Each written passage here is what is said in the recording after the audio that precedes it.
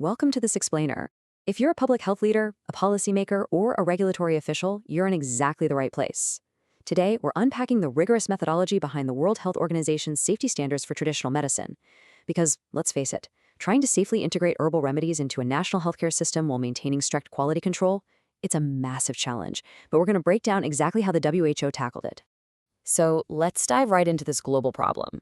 On one hand, you've got this massive worldwide utilization of herbal medicines and traditional plants. I mean, entire populations literally rely on them for their primary day-to-day healthcare. But on the other hand, we're looking at a dangerously low availability of real, scientific safety and efficacy data. This huge reliance is just completely at odds with a severe lack of market regulation and scientific evaluation. To empower your national health programs, we're going to follow the WHO's exact development process today. We'll start with the global regulatory challenge, move through their standardization mandate, the scientific drafting, the rigorous global peer review, and finally wrap up with actionable frameworks for national regulation. All right, part 1, the global regulatory challenge. Let's look at the immediate stakes. The WHO's own documentation hits the nail right on the head here.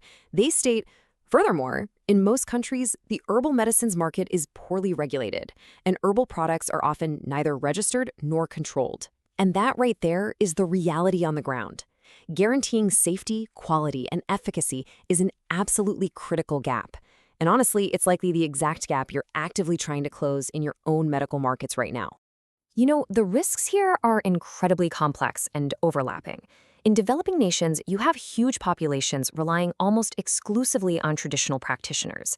But at the exact same time, there's this rapidly increasing use of alternative therapies in industrialized nations too. Yet across the board, we're seeing a severe lack of scientifically evaluated plant species. General consumers and healthcare professionals desperately need authoritative data to navigate these poorly regulated markets. Which brings us to Section 2, the WHO standardization mandate, and how they went about establishing authoritative standards. The crucial thing to remember here is that this initiative didn't just happen out of nowhere.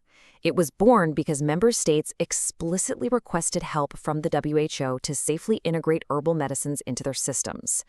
Back in 1986, at the Tokyo International Conference of Drug Regulatory Authorities, the WHO was formally asked to compile plant lists and specifications. Momentum really started to build, and by 1991, the Ottawa Conference adopted guidelines for assessing herbal medicines. That massive collaborative push ultimately led to the monumental 1999 publication of Volume 1 of the WHO monographs. And the definitive output of that mandate is Volume 1 of the WHO monographs on selected medicinal plants. Think of it as a comprehensive playbook designed to establish real scientific harmonization in quality control worldwide, giving regulators like you a rock-solid foundation of reliable data.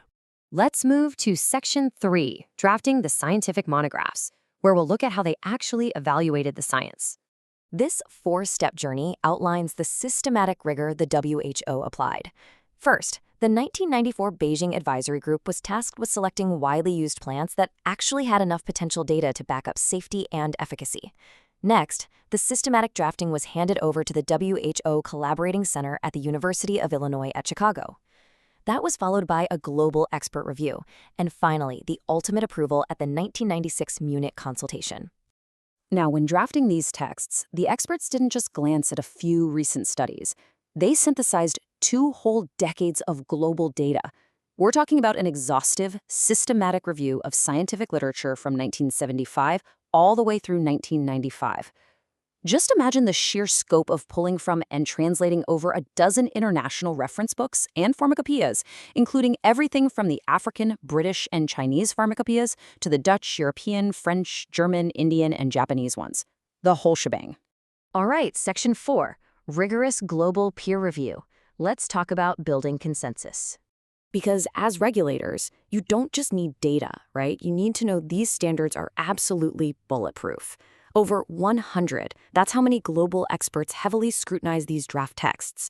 This massive peer review panel included members of WHO's expert advisory panels on traditional medicine, experts on national drug policies, and representatives directly from national drug regulatory authorities.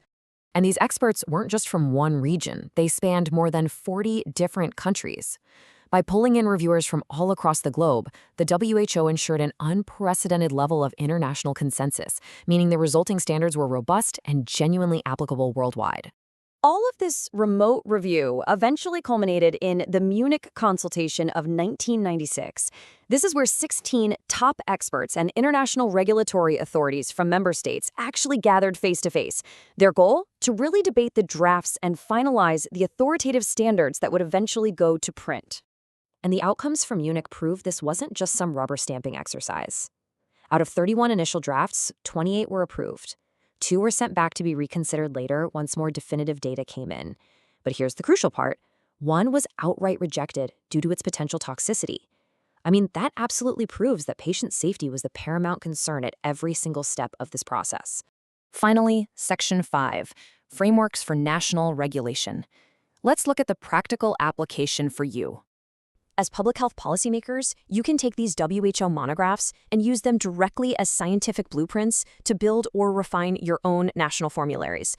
They provide exact pharmacopoeial summaries for quality assurance, including really detailed botanical identity tests and chemical assays. They lay out exact purity requirements with strict limits. For example, heavy metal limits stating that lead must be no more than 10 milligrams per kilogram and cadmium no more than 0.3 milligrams per kilogram.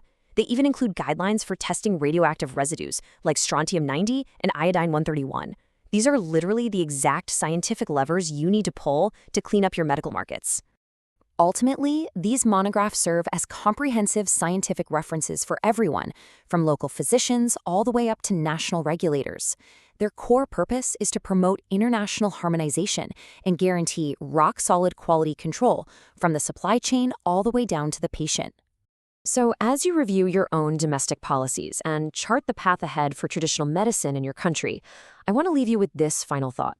The authoritative, peer-reviewed data now exists. The hard science has been synthesized for you. So how will you harness it to protect your citizens and integrate these global safety standards into your own national herbal regulations?